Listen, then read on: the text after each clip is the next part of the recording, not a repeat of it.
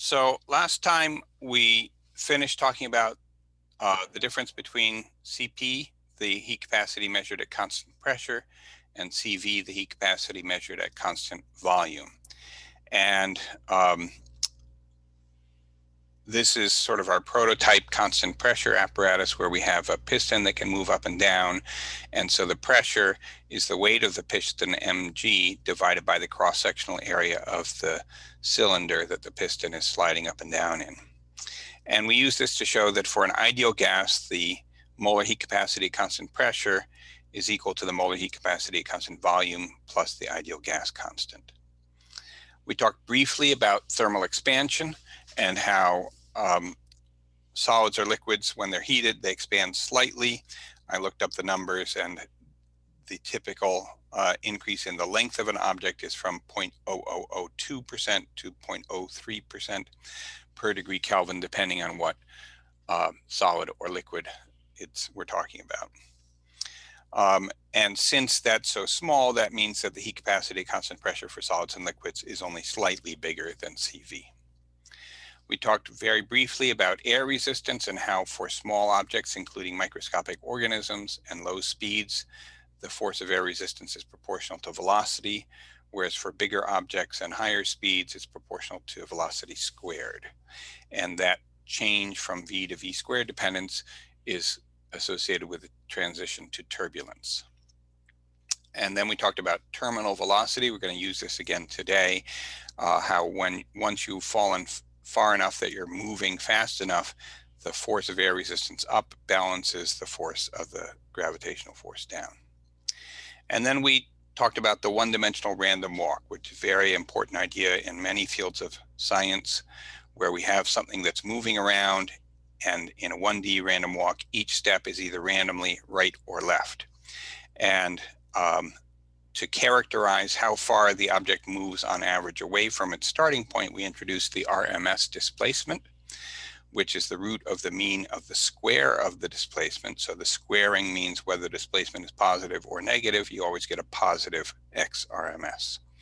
And we showed that XRMS is the square root of the number of steps times the average step size.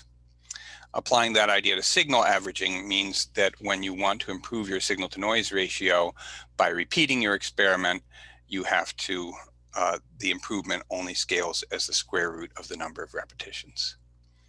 Questions about any of this? Okay, so let's do a couple of other applications of the random walk, including diffusion, which is perhaps the one that's of most interest to us. But let's do one other one first. So application B would be combining error sources. So when you're doing an experiment, there are usually multiple things that can cause error in your measurement. So the measured value of something, X measured, is the actual value, X naught. So actual value sort of in the absence of any errors, plus changes to that due to your various error sources. So these are errors. And the sum of those, we could call that the total error, delta X total. And we can think of the change in your measurement due to each error as one step in a random walk. So some of these are going to be positive and some of them are going to be negative. And so delta X1, for example, is the same as sort of D1 in our discussion of the random walk. And so when we think of delta X total squared as part of our computation of the RMS deviation from X naught, that will be the square of delta X1, delta X1 plus delta X2, etc., multiplied by itself.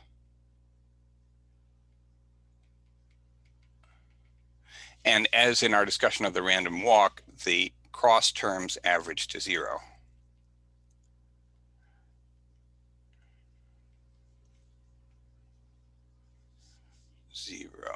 So delta x total RMS then is going to be the square root of delta x1 average, all that squared, plus delta x2, I'm sorry, that's not quite right. I put the average in the wrong place. So it should be delta x1 squared, the average of that, plus delta x2 squared, the average of that, etc. So this way of combining your errors is called addition in quadrature.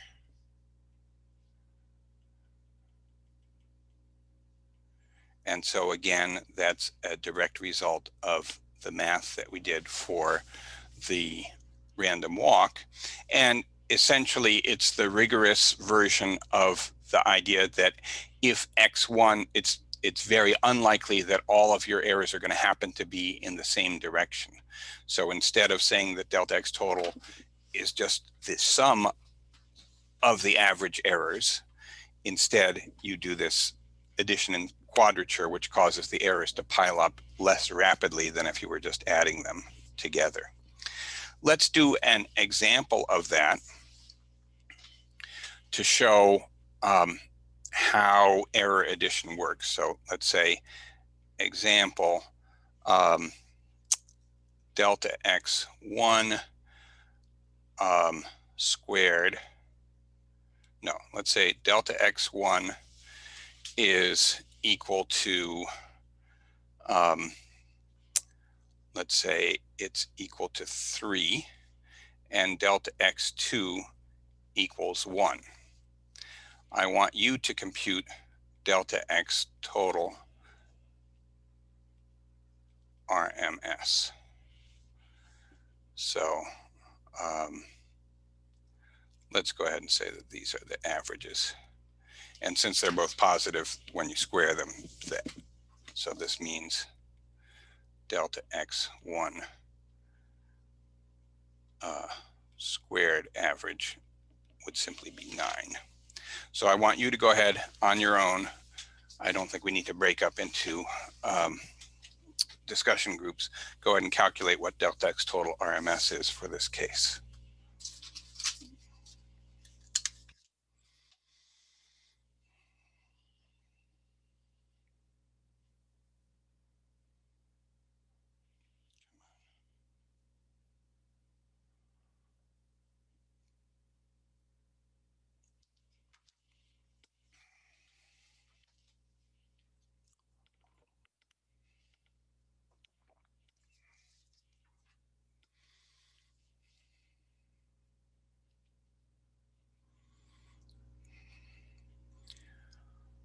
Okay, is there somebody who would like to walk us through this?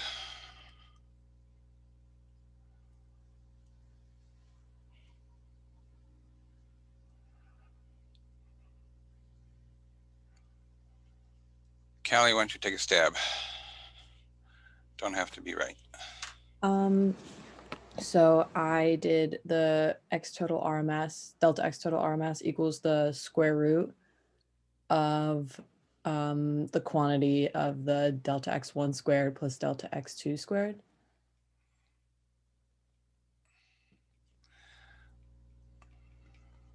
Which is going to end up being the square root of 10. So delta x1 squared on average is 9, and delta x2 squared, so delta x2 is 1. When we square that, we also get 1. So this is the square root of 10. And did you plug in the numbers on your calculator, Callie? I didn't. So that turns out to be 3.16. And so you can see that this error due to x2 made only a very small difference to your total error. Even though these two error sources are only different by a factor of 3, this error due to x2 made a rather small difference. So what this is telling you is that when one error source is greater than or equal to 3 times another one, the smaller one is essentially negligible. And that's surprising, right? Because a factor of 3, if you didn't have this addition in quadrature, 1 compared to 3 is not negligible, but 1 squared compared to 3 squared, that really is pretty small. And so this is kind of reinforcing a lesson that hopefully you've started to learn in the lab in this course and other courses as well, that you need when you're doing an experiment to think about your error sources quantitatively. And if you're trying to improve your experiment, it's really important to focus on the 1 or 2 biggest sources of error and try to reduce those. Okay, questions about that one? Okay, then finally, the last application that we're going to talk about of the random walk is diffusion. So let's think about the opening idea that we had of an oxygen molecule that needs to get through a membrane. So here's the membrane, and here's the oxygen molecule, which is doing some random walk to, if we anthropomorphize a little bit, to try to get through the membrane. So we can think about the Rms displacement in 3 dimensions, Rms, which would be using the 3-dimensional version of the Pythagorean theorem, the square root of x Rms squared plus y Rms squared plus z Rms squared. And so we can see that the x, y, and z components are adding in quadrature, just like the individual steps add in quadrature for a 1-dimensional random walk. So adding the 3-dimensional nature of this doesn't affect it in any deep way. So that means that RRMS, the RMS displacement away from your starting point is proportional to the square root of the number of steps, just like in a 1-dimensional walk. And if we say that we're taking steps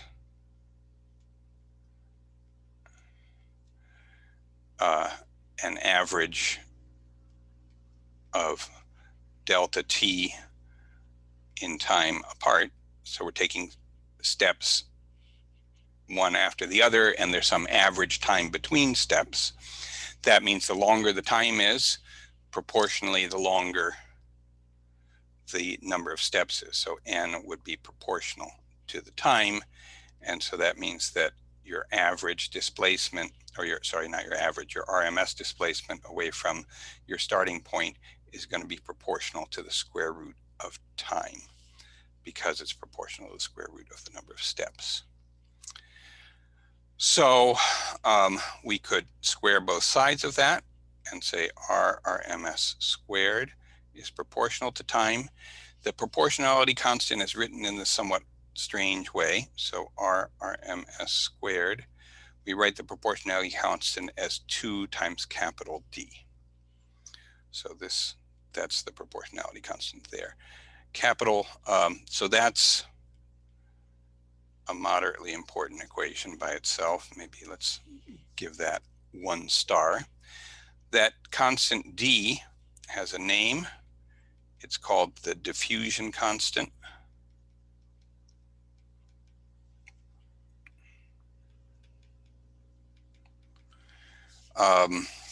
And I'll give you some numerical values for that in a moment. Questions so far? Okay, so now I'm going to ask you a real concept test. Well, I'll break you up into groups. So concept test. As the temperature increases, does the diffusion constant go up, go down, remain the same, or can't tell? So I'll give you a moment to make sure everybody's caught up. 1, 2, I think 4 groups will be good.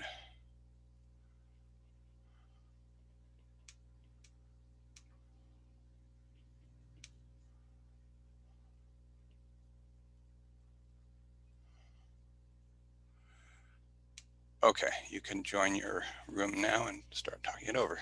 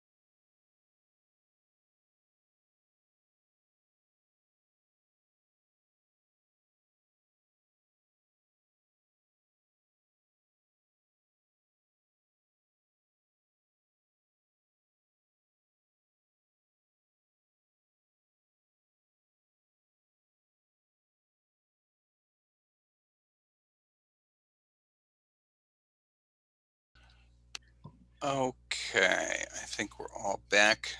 Marcus, can you walk us through it, please? All right. So if the temperature is increased, then the particle would start to go faster, Okay, which slow down, means slow down. So what them want Marcus to, says oh, that sorry. if the temperature increases, the particles go faster. How do we know that? Somebody else can jump in and help out if Marcus doesn't have that on the tip of his tongue. What, Marcus, what principle that we've been talking about So that the recently temperature increases and the yeah, what's the name of the principle that tells us that? something to do with energy. Yep. Anybody remember the name of this? What am I The fishing name of for the here? principle.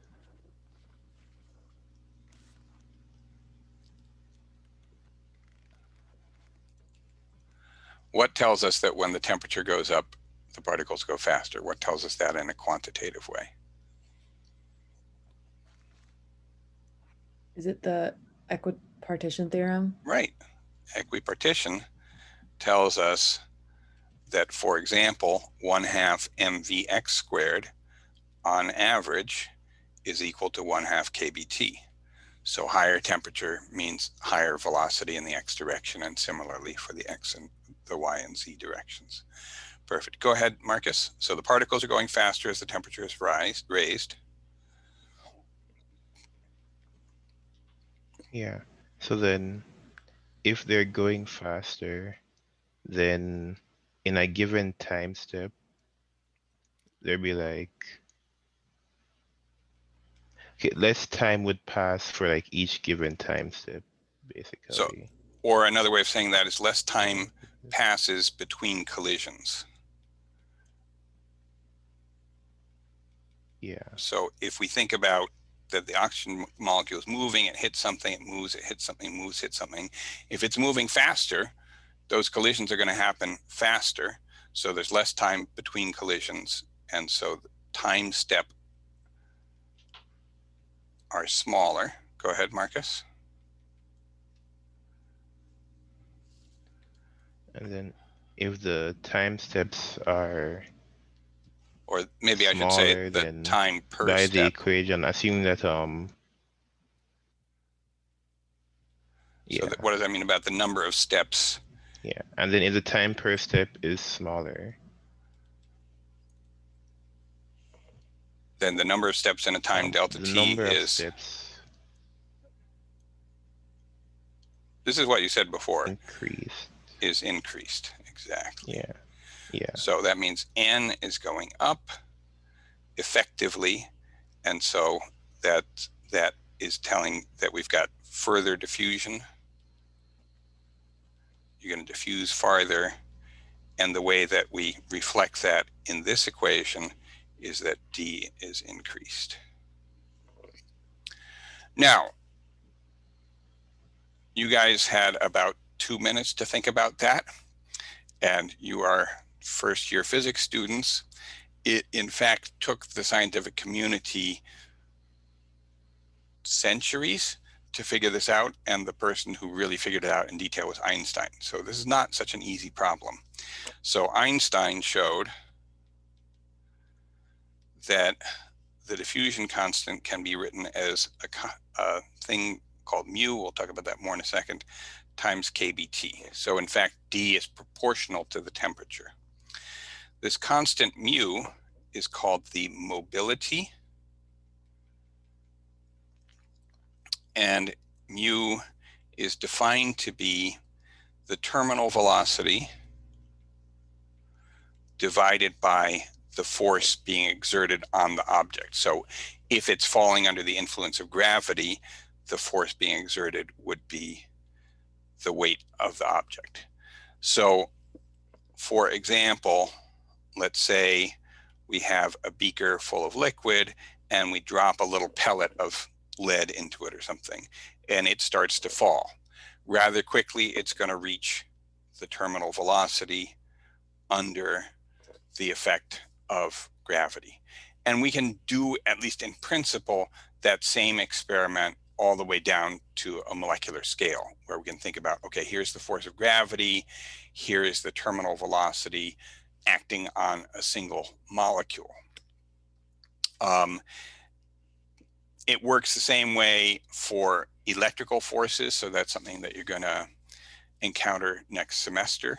For example, when you have an electron that's moving through a wire, the force in that case is an electrical force that's playing the role of gravity, but it still reaches a terminal velocity. And it's for exactly the same kind of reasons. It's because of the net effect of many collisions of that electron with imperfections in the wire. So that's just like the terminal velocity of this lead ball falling through is due to the net effect of many collisions of that with the molecules, and we can still think about the same idea down on the molecular scale. So, questions about any of that?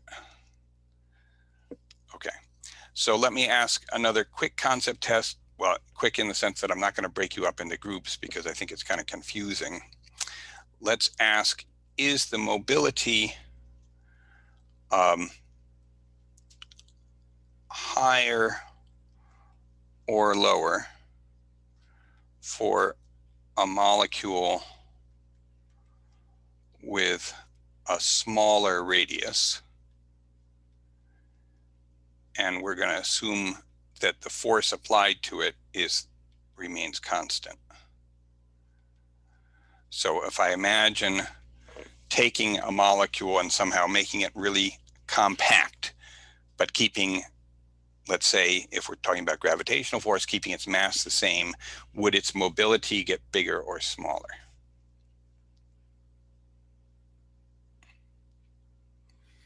I'm not going to divide you up, so anybody who is willing to take a stab at this. So basically, that's what happens to its terminal velocity as I make it more compact.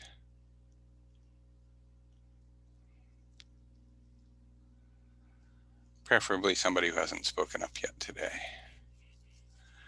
I can illustrate this experiment. So let's say I've got this piece of paper and I'm going to drop it, or I'm going to take the same piece of paper and compress it and drop it. Which case has the higher terminal velocity? Compressed. Compressed, right? So smaller radius, if you're keeping the applied force the same, is associated with higher terminal velocity. So in general, smaller radius molecules are going to have larger mobility. And that should sort of make sense, that they can kind of get through smaller spaces in between the other molecules. And so in particular, you're going to use that on one of your homework problems this week. But let me now give you some numbers. So this one, I guess we'll put this equation in a box, but not a starred box. So let's make a table of values of D, the diffusion constant for oxygen molecules diffusing through air. The diffusion constant is 1.8 times 10 to the minus 5 meters squared per second. Oxygen molecules diffusing through water. So do you think on average is an oxygen molecule going to move faster or slower through water compared to in air as it's diffusing around?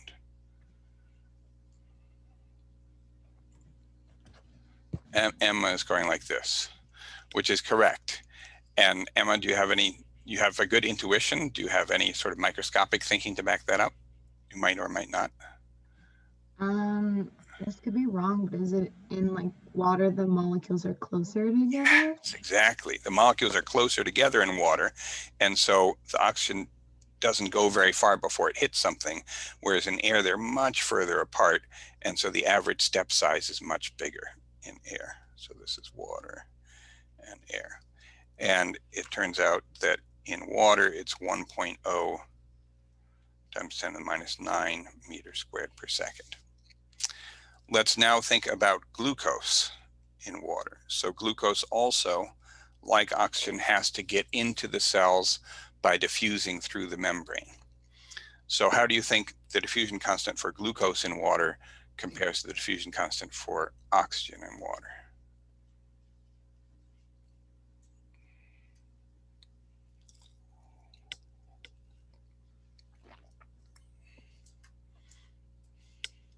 Slower. It's going to diffuse slower, and so the diffusion constant is slower. Yuval, why do you think it's slower? It's a larger molecule. It's a bigger molecule. So this has a somewhat smaller diffusion constant. Turns out to be 6.7 times 10 to the minus 10 meters squared per second. Okay, so now let's ask a quantitative. So it's maybe not as much smaller as you might think, but it is smaller. Let's now ask a quantitative question of how long does it take for glucose to diffuse 1 millimeter? And of course, when we ask this question, we're talking about on average. So again, I think I'm not going to break you up into breakout sessions. Just work on that on your own. I just want to double check something while you're doing that.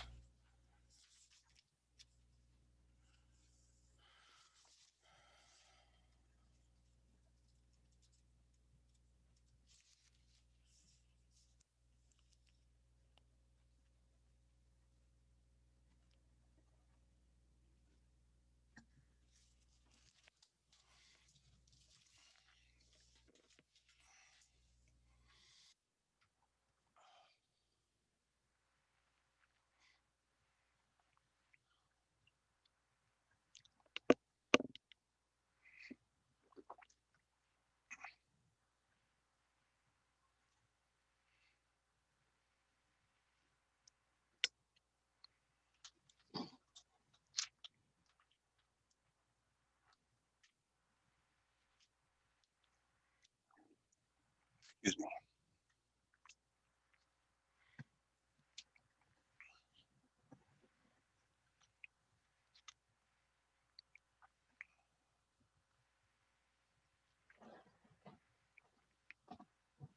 Anna, could you walk us through it, please?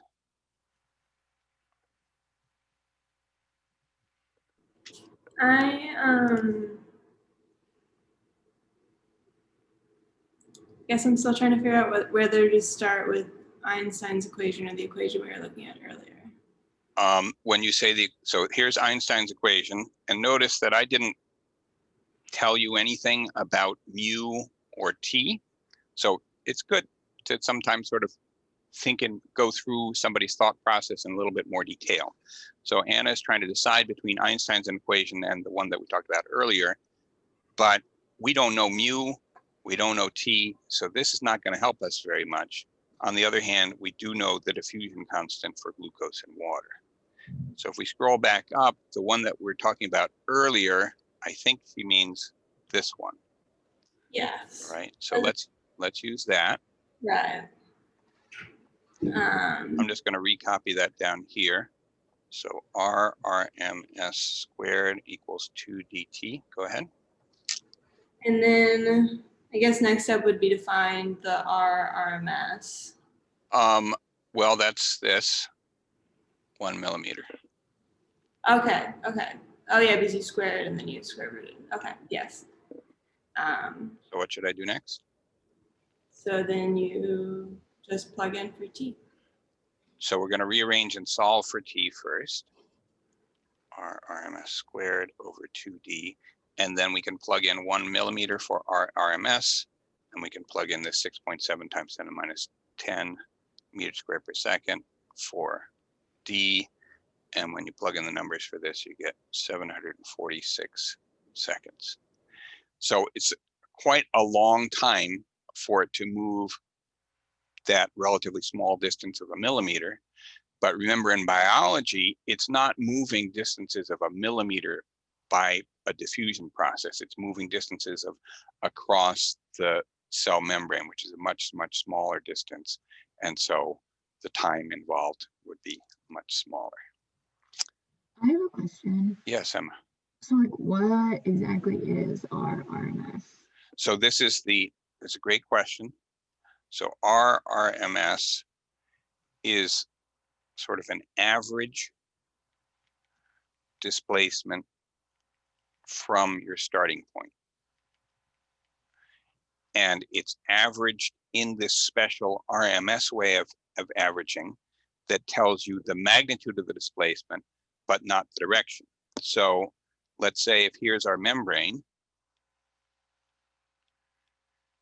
and here's an oxygen molecule that's at the top, and here's the interior of the cell, some of these oxygen molecules are going to succeed in diffusing down and getting inside of the cell.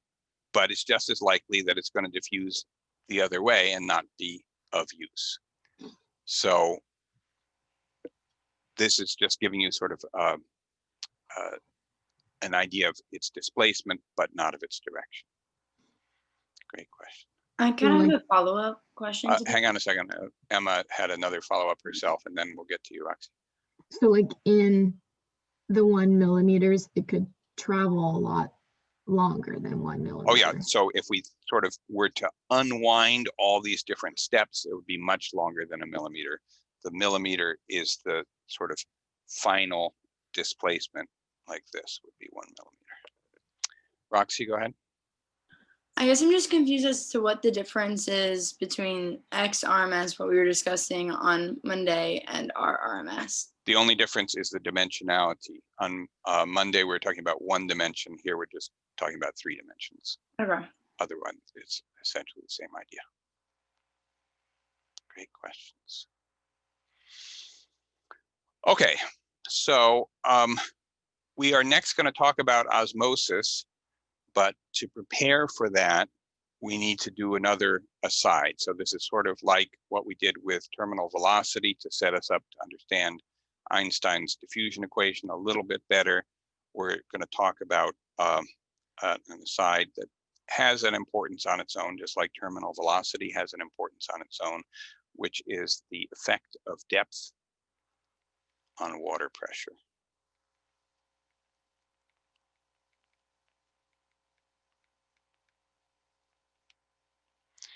So let's think about a container filled with water, and here is a little chunk of the water, which is, we're going to wait till the water has stopped moving. So this is a stationary chunk. And let's think about the pressure of the water that is acting on it. And in particular, we're going to think about the pressure that is pushing upwards on this surface. So let's say if I were to look from this angle, maybe we're thinking about a cylindrical chunk. So the view from below, it would look like a circle that has area A. So the pressure, the force upward from the pressure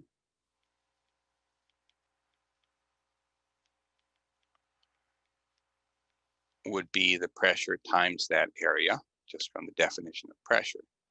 The force downward is easy for us to calculate because we have this column of water above our chunk. And let's say that our chunk is at a depth h below the surface of the water. So that means the column of the water has a volume equal to the cross-sectional area of our cylinder times h. And it has a weight, which is mgh. Which is mg, which is the mass is the density rho times ah times g. So rho is the density. So that's part of the force being exerted down, but there also is an atmospheric pressure pushing down on the top of that column of water, PATM, atmospheric pressure.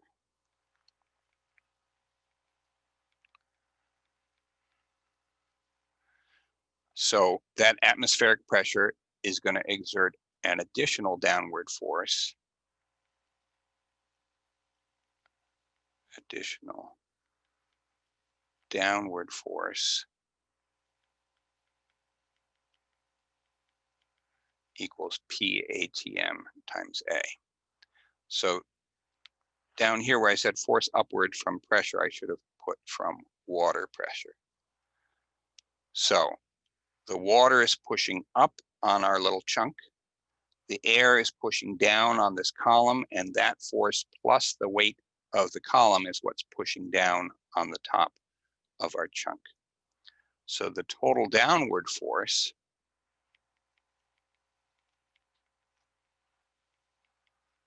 total force down would be the force from the atmospheric pressure, P ATM times A, plus the force from the weight of the water, rho AHG.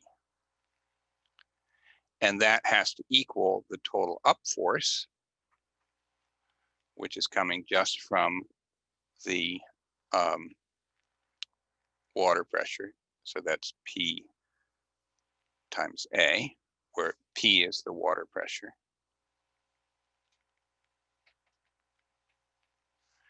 And so then we can cancel the factors of A on both sides, and we get that the pressure, maybe I'll explicitly put it in, pressure of water is equal to the atmospheric pressure plus rho Hg. I feel like I was writing too fast there, so I'm going to give you a second to catch up.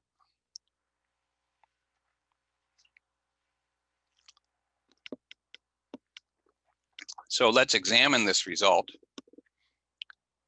Hopefully it makes sense to you that the water pressure gets bigger the deeper you are, meaning the bigger H is. Let's just do a little numerical calculation. How deep, whoops, how deep do you need to be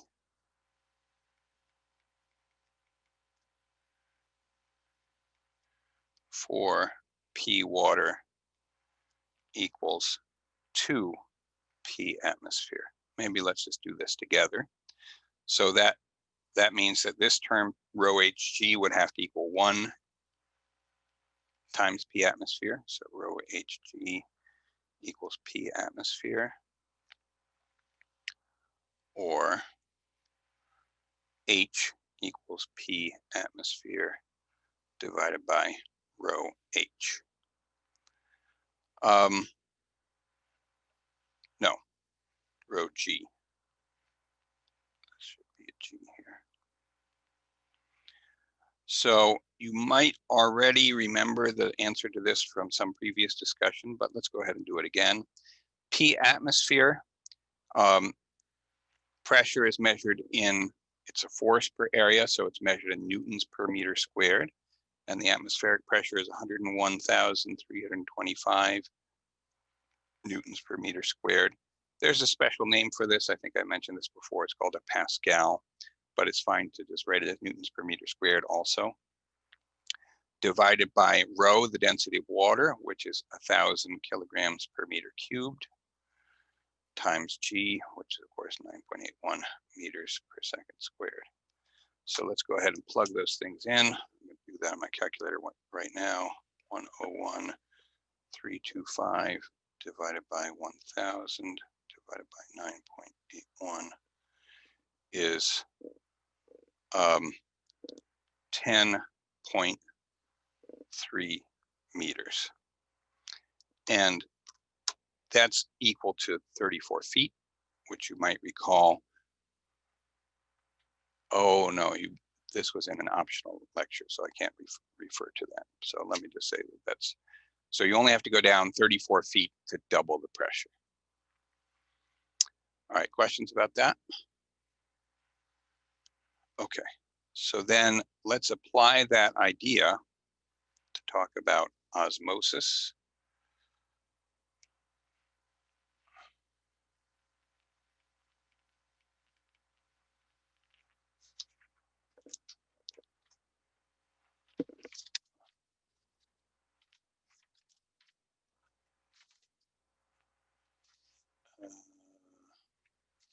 There we go. So the idea in osmosis, which is very important in biology, as well as some industrial processes, is that you can have what's called a semi-permeable membrane, which only allows certain types of molecules to go through it. And so you can have different kinds of semi-permeable membranes, but right now we're just going to talk about a size selective one. So for example, we can have a size selective membrane that only allows water molecules. small molecules like water to get through. So glucose, for example, is bigger than water, and so glucose can't get through. And it's also common to have a semi-permeable membrane that will not allow ions like sodium ions or potassium ions to get through. Only water ions can get through that. And so let's think about the situation where we have sugar solution on the left and pure water on the right. So here are the water molecules on the right side. We also have a bunch of water molecules on the left side, but there are, in addition, these sugar molecules. And these are water molecules. And so let's think about what happens if, if we think about the pressure that's being exerted on the membrane, the water molecules are bouncing off the membrane, and the sugar molecules are also bouncing off the membrane sometimes. So sometimes the water molecules bounce off, and sometimes they get through. So on the left, we could say that we've got a pressure due to the water molecules on the left side, PW left, but then we also have a pressure due to the sugar molecules on the left. On the right, we've only got the pressure due to the water molecules. So let's think about what happens if the P total on the left is equal to the P total on the right. That means, so the P total on the left is partly made up of pressure due to the sugar molecules hitting the membrane and bouncing off. So that means that the pressure due to water on the left is going to be less than pressure due to water on the right. If the pressure due to the water is lower, that means that there are fewer water impacts per second from the left.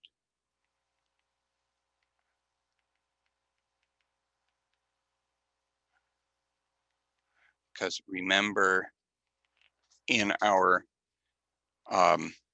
kinetic theory of gases, which here we're applying to a liquid, but still the same fundamental ideas apply, that the pressure is due to the impact of the molecules. So if the pressure of the water is lower on the left, that means, and they're moving at the same speed because we're assuming the same temperatures, that means that there are fewer water impacts per second from the left side. Questions so far?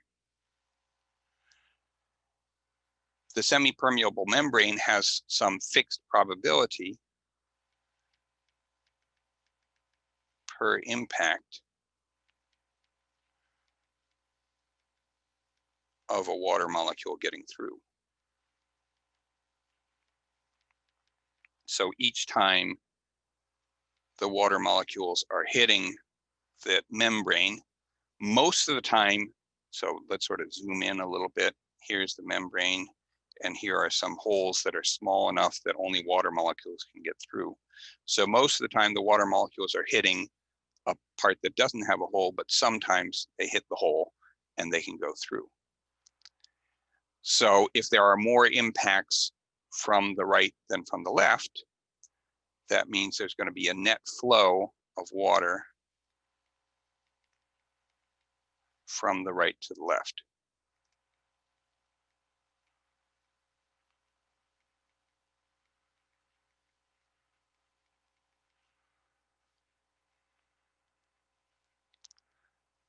Questions so far? So this is sort of the microscopic way of thinking about it based on our kinetic theory of gases. You can think about it sort of macroscopically, that the system is quote unquote trying to get to the same concentration of sugar on both sides. And so it does that by diluting the sugar concentration on the left by allowing water to get in there. So I want to show you a demonstration of this. So I'm going to change my screen sharing. Stop sharing here and share here.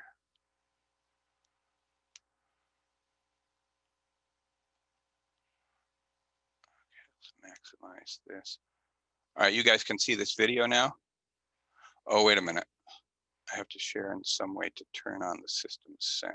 It's been a while since I did this.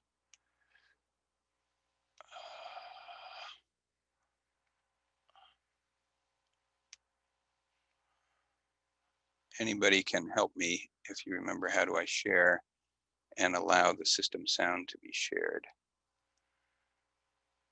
Okay, share computer sound. Okay, I think that's good now.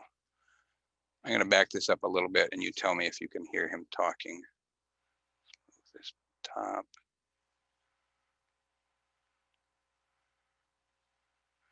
On this side, can you hear him talking? just kind of against gravity and dropping on this side because you can't see the solutes, and so that's pretty cool. So let me show you the setup that I did in class in this osmosis demo. Find a good color. Right here I have dialysis tubing. Dialysis tubing has these tiny little holes in it, and so if I were to trace it out, we've got dialysis tubing here, kind of tied it in a knot at the bottom, and so it goes all the way up here. And then as we move up, the dialysis tubing is empty up here, but it's tied all the way up to a big ring stand at the top. So the dialysis tubing is filled down here. Now what's it filled with? It's filled with corn syrup here. And so that corn syrup is going to have a high concentration of solute. In this case, it's going to be sucrose or sugar. Outside of that, right out here, we have water. We have distilled water.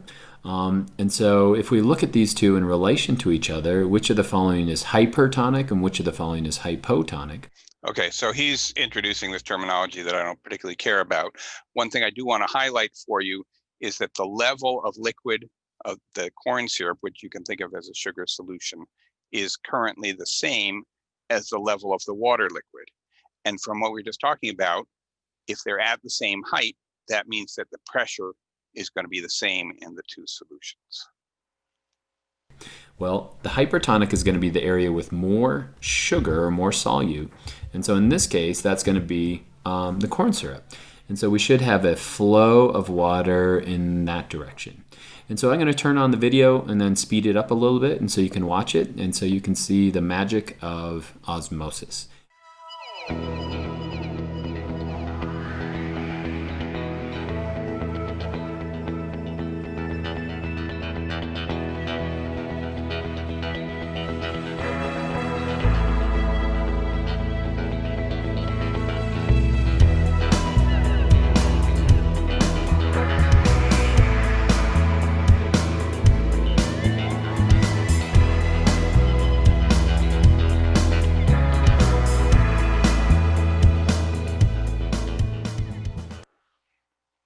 Okay, so you could see, hopefully, that over time, let me get back to my sharing here.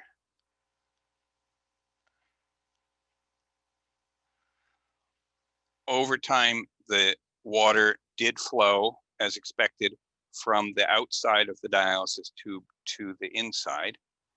And so we wound up in a situation like this, where we had water on the outside and then the solution on the inside. Here's the dialysis tube, and the solution on the inside was at a higher level. So the difference between these is H. And so if we think about comparing the pressure at a comparable height, so the pressure here compared to the pressure at the same height outside, the pressure here is higher, pressure higher by rho Hg from what we just said before. So eventually, you're never going to get to the point where you have the same concentration of sugar molecules on the left and the right, but eventually, because the total pressure, so this is the total pressure, because the total pressure on the inside is getting higher because the height of the column is getting bigger, you get to a point where the water pressure is the same. So if P total on the left rises enough that P water on the left equals P water on the right, then you're going to have the same number of impacts on the membrane per second from water molecules coming from both sides. And so you have no net motion of water. No net motion of water through the membrane. Let me just draw that. I can tell that Maria has a question, but I just want to draw a diagram to illustrate this sentence, and then I'll let her ask her question, which I hope she'll be thinking about how to formulate it. So if here's the membrane, let me draw it in black. There's the membrane. We still have our sugar molecules. They're now at somewhat lower concentration, but we have the same number of impacts per second from both sides of water molecules. Same impacts per second of water molecules from both sides. Here on the left, we've got P total equals P sugar plus P water left. On the right, we have P water right. And if we're saying that the water pressures are the same, that means that P total, that should be P total on the left. P total on the left is equal to P total on the right plus P sugar, like so.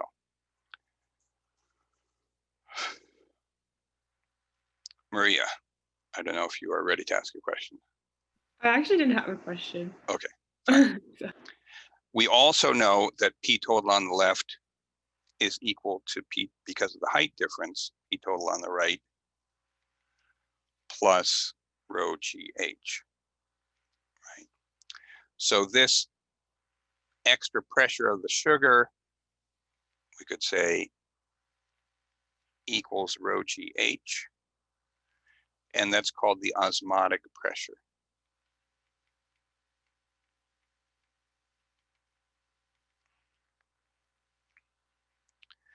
Now, if we think about applying the ideal gas law to the sugar molecules, it seems kind of goofy to do that. So far, we've been using the ideal gas law, or not really using the ideal gas law. I'm sorry, we've been using kinetic theory of gases, which that's perfectly justified. That's just sort of a conservation of momentum kind of thing. Now I'm going to try to use the ideal gas law applied to the sugar molecules. And if you think back to the way that we derived the ideal gas law, we assumed that there were no collisions between the gas atoms. So as long, we're kind of being a little fudgy here, but basically as long as the sugar molecules don't interact with each other, they only interact with water, we're somewhat justified in applying the ideal gas law to just the sugar. So if we apply the ideal gas law, running out of time, to sugar, we have PV, this is P sugar, equals nRT, or P sugar, which is the osmotic pressure,